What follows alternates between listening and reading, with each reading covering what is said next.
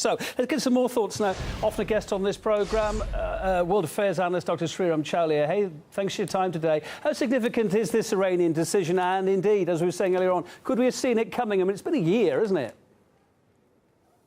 Yeah, Kevin, I think they've been driven with their backs to the wall and completely frustrated. You know, the economic situation in Iran has been in stark decline since the sanctions have been reimposed. And, you know, I think the trigger point was the fact that the waivers that were being given to China, India, South Korea and Japan and Turkey, which were the major buyers of Iranian oil, those waivers have also been removed now. So I think the full squeeze on effect has really applied maximum, stress on the Iranian economy, and the public is not very happy with things, and therefore the government had to respond in some way, to try and fight itself out of the situation. So I think this suspending some of their obligations under the nuclear deal is a kind of a warning that it could get a lot worse, and we could possibly restart much more advanced nuclear program.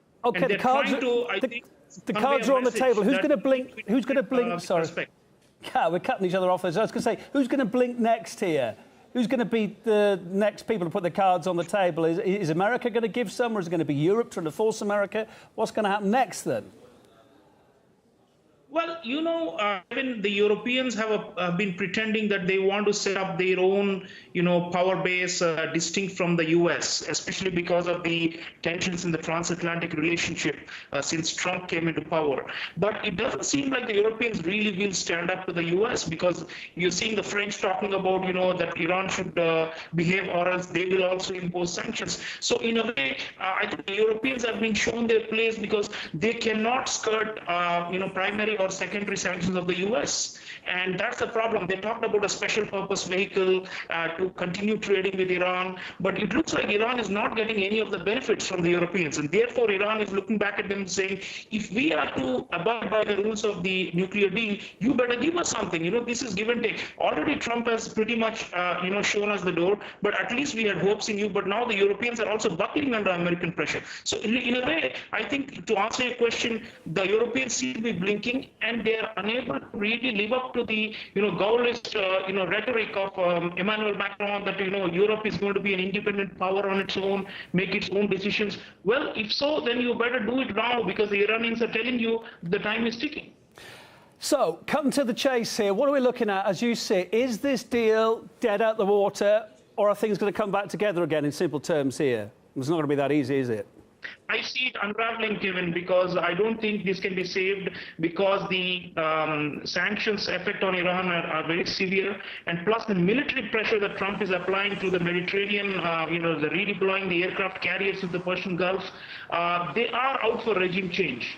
Unfortunately, because of the Israel factor and the domestic lobbying in the U.S., they are out for regime change. They have already sanctioned the Iranian Revolutionary Guards as a terrorist organization, So I think they are increasingly looking for regime change, but we are seeing that they're already failing to do so in Venezuela. Iran is a much stronger state, and I think that's the basic problem.